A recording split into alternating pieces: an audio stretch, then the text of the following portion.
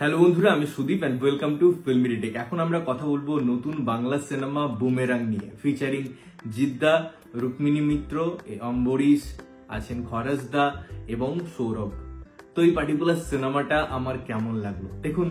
আমরা বারবার বলি যে একটা সিনেমা যেখানে মূল উদ্দেশ্য থাকে এন্টারটেনমেন্ট করা, এবং এই ওয়ার্ডটাকে জাস্টিফাই করার জন্য যখন একটা in and out comedy cinema আসে এবং তার মধ্যেও আমরা এই যে ফিউচারিস্টিক অ্যাপ্রোচ, এই যে রোবোটিক জিনিসপত্র, একটা ভিএফএক্স এর কাজ, এগুলো যখন দেখতে চাই এবং সর্বোপরি সেখানে যখন সুপারস্টার জিতের অ্যাপ্রোচ থাকে, কিরকম লেভেলে তিনি অভিনেতা এবং তার কমিক টাইমিং নিয়ে আমরা বারবার কথা বলি, তো সবকিছু মিলিয়ে এই সিনেমাটা হচ্ছে একটা মাস্ট ওয়াচ মুভি।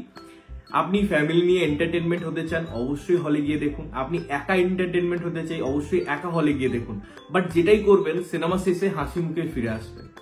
গল্প যদি আমাকে বলতে হয়, বেসিক্যালি এই ধরনের সিনেমায় যে একটা অ্যাপ্রোচ, যেটা একটা জিতের গার্লফ্রেন্ড এবং তার একটা সৃষ্টি, দুজনে একই রকম দেখতে, এবং তার ফলে একটা পরিস্থিতি ক্রিয়েট হওয়া, সেখান থেকে বেরিয়ে আসা, না বেরিয়ে আসা, ভিলেনের কি রোল, এই নিয়ে হয়েছে গল্পটা তৈরি। এর বেশি তোমাদের যদি জানতে হয়, আপনাদের যদি জানতে হয়, টাইম নষ্ট না করে এক্ষুনি হলে গিয়ে দেখুন, বিকজ এই সিনেমাটা দেখা একটা এক্সপিরিয়েন্স। সিনেমার প্রথম পজিটিভ পয়েন্ট, এই যে সিনেমা যেটাকে ভাবা, এবং আমরা প্রথম থেকে বিভিন্ন কথা শুনে এসেছিলাম যে তেরে বাতোं में ऐसा उलझा जिया এটা একটা কপি, বাট তারা এটা বোঝেনি যে সিনেমা দুটোর অ্যানাউন্সমেন্ট টাইম মোরাললেস সেম, এবং খুব ভালোভাবে বুমেরাং বলেছিল কোন গল্পের উপর বেস করে তারা তৈরি করছে কাজটা। ওখানে শুধু রোবোটিক যে মিলটা ছিল, তার বাদে এটা একটা কমপ্লিটলি ডিফারেন্ট সিনেমা বুমেরাং। এবং শুধু তাই নয়, বুমেরাং একটা অসাধারণ সিনেমা কম্পেয়ার টু তেরে বাতোं में ऐसा उलझा जिया। এবং শুধু তাই নয়, এটা স্ট্যান্ডএলোন হিসেবেও একটা দারুণ সিনেমা, দারুণ কিছু আমাদেরকে অফার করছে। কি কি অফার করছে, কি কি ভালো জিনিস, সেইটাতে নিয়ে আমি যেমন বলছিলাম, এই যে একটা বাংলায় এরকম ভাবনা চিন্তা, এই যে একটা out of the box thinking, এবং সেই থিঙ্কিংটাকে রিয়েলিস্টিক ম্যানারে প্রেজেন্ট করা, এটা একটা হিউজ ব্যাপার। এবং তার জন্য আমার প্রথমেই যেটা বলা, সেটা হচ্ছে লুকস। এখানে জিদ্দাকে যে লুকটা দেওয়া হয়েছে, যেখানে রুক্মিণীর দুটো চরিত্রকে যেভাবে প্রেজেন্ট করা হয়েছে, অন্যান্য ক্যারেক্টারের মধ্যে যে ব্যাপারগুলো আনা হয়েছে, সেগুলো আকর্ষিত করে, সেগুলো আমাদের ওই সিলভার স্ক্রিনে কন্টিনিউ চোখ রাখতে বাধ্য করে। সেকেন্ড হচ্ছে এখানে পারফরমেন্স। জিদ্দা কি অমায়িক অভিনেতা, সেটা আপনারা এই সিনেমাটা থেকে বুঝবেন। এবং এই সিনেমাটা থেকে বোঝার কিছু নেই, তার সমস্ত সিনেমাতেই তিনি তার অভিনয় ক্রাফট এগুলো নিয়ে কাজ করেছেন, এবং এখানেও সেই জায়গাটাই যেন কোথাও এক ধাপ উপরে এগিয়ে যায়, সেটাই যেন এক ধাপ ইনহ্যান্স হয়। তাদের মধ্যে কেমিস্ট্রি, তাদের মধ্যে ইমোশনাল জায়গাটা, তাদের মধ্যে কমিক যে টাইমিং গুলো, ইভেন যে কমেডি গুলো ডিজাইন করা হয়েছে, সেটা দারুণ।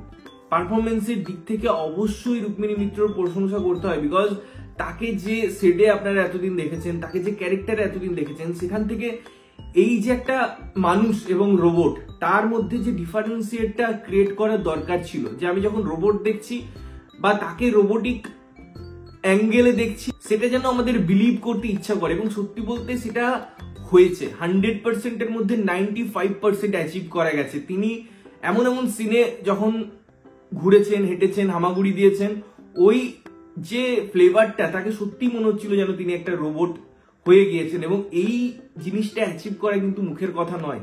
তো রুক্মিণী মৈত্র দারুণ, এবং অবশ্যই সৌরভ দাস, তার টাইমিং, তার প্রেজেন্স, এটা খুব ভালো। আমি একটা সিনেমার এক্সাম্পল দেবো, এই যে গুপ্তধন সিরিজটা ধ্রুব ব্যানার্জি পরিচালনা করেন, তার থার্ড পার্টটা নিয়ে যখন কথা হচ্ছে, তখন সিনেমাটা চলছিল না। জাস্ট পরে যখন ওই যে রজতাভ দত্ত এবং সৌরভের যে কেমিস্ট্রিটা ডেভেলপড হলো সেকেন্ড হাফে, সিনেমাটা এক ধাপ এগিয়ে যায়। সেই রকমই এখানে যেন সিনেমাটাকে একটা বুস্ট আপ দিয়েছে সৌরভ দাস, তার প্রেজেন্স সিনেমাটাকে একটা অলংকার দিয়েছে, এবং তিনি অসামান্য। পাশাপাশি আমি যদি খরচবাবুর কথা বলি, আমি যদি অম্বরীশের কথা বলি, তাদের টাইমিংও বেশ সুন্দর। তো পারফরমেন্সের দিক থেকে প্রত্যেকে দারুণ কাজ করেছে। এবারে আসে সিনেমার মূল ফ্যাক্টর, তার স্ক্রিন প্লে, তার ডায়লগস, তার কমিক টাইমিং এবং কমেডি। এখানে কমেডিটা না খুব ম্যাচিওর্ড কমেডি। এবারে ম্যাচিওর্ড কমেডি মানে এটা সিচুয়েশনাল কমেডি, এটা পলিটিক্যাল কমেডি, এবং পলিটিক্যাল পোকিং আছে।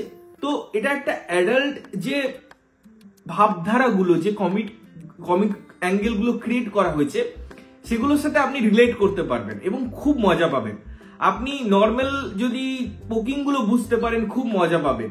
এই যে থরলি এঙ্গেজ রাখার জন্য স্ট্রং ডায়লগ ডেলিভারি করা, যেটুকু আমাদের ট্রেলারের মধ্যেও দেখানো হয়েছিল, যে ওই যে বন্দে ভারতের ব্যাপারগুলি হোক না কেন, এমন এমন সময় এসছে পুরো সিনেমাটা জুড়ে, সেগুলো অনবদ্য এবং এটা একটা ট্রু, আমি যদি বলি কমেডি সিনেমা, সেটা একদম ঠিক বলা হবে। এবং এই কমার্শিয়াল অ্যাপ্রোচের মাধ্যমে এত কিছু দেখানো, তার মধ্যে সাবলেয়ার দেওয়া এবং সবশেষে এই জিনিসটাকে প্রেজেন্ট করা, তার জন্য হ্যাটস অফ রাইটারদের, যে তারা এত সুন্দরভাবে সেটাকে এত সুন্দর ম্যানারে সেটা প্রেজেন্ট করেছে। অবশ্যই ডিরেক্টর শফিক কুন্ডু সেটাকে খুব সুন্দরভাবে দেখানোর চেষ্টা করেছে এবং একটা জায়গায় নিয়ে এসেছে।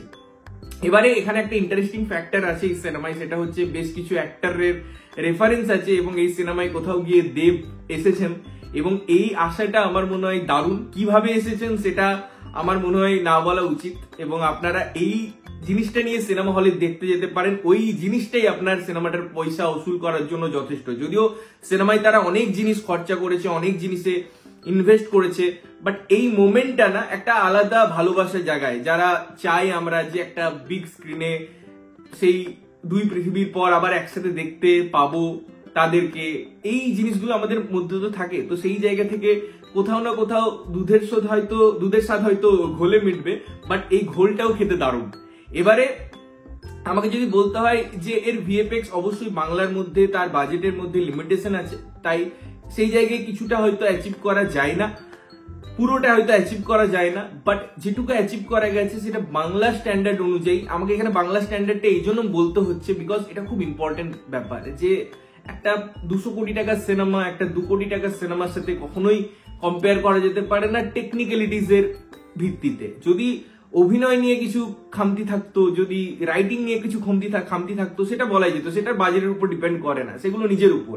বাট কিছু কিছু জিনিস থাকে যার মধ্যে বাজেটটা আসেই, তো সেই জায়গায় আমার মনে হয় ঠিক আছে, এটাকে আমি কনসিডার করছি।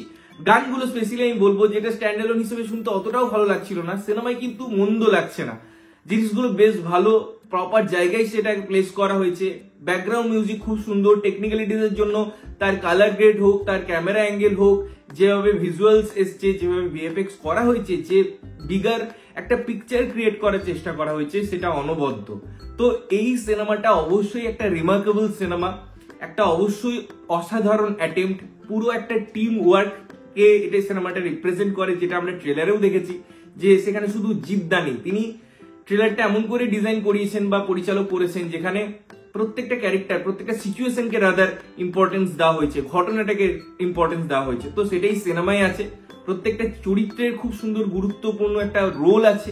সিনেমাটা একদম একের পর এক ইনসিডেন্ট এমন ভাবে ক্রিয়েট করা, ডিজাইন করা, যার ফলে আপনি থরলি এঙ্গেজ থাকতেন সিনেমাটায়। তো আমার বেশ ভালো লেগেছে আমার, এবং আমি অবশ্যই রেকমেন্ড করবো তোমরা সিনেমা হলে যাও এবং সিনেমাটা দেখো এবং দেখে এসে জানো তোমাদের কেমন লাগলো। ততক্ষণের জন্য ভালো থাকবে, সুস্থ থাকবে এবং সবসময় ভালো জিনিস দেখবে। চ্যানেলটা যদি প্রথমবার দেখছো, লাইক কমেন্ট শেয়ার করতে হবে, সাবস্ক্রাইব করতে হবে যাতে প্রত্যেক নোটিফিকেশন তোমাদের কাছে পৌঁছায়। ততক্ষণের জন্য টাটা।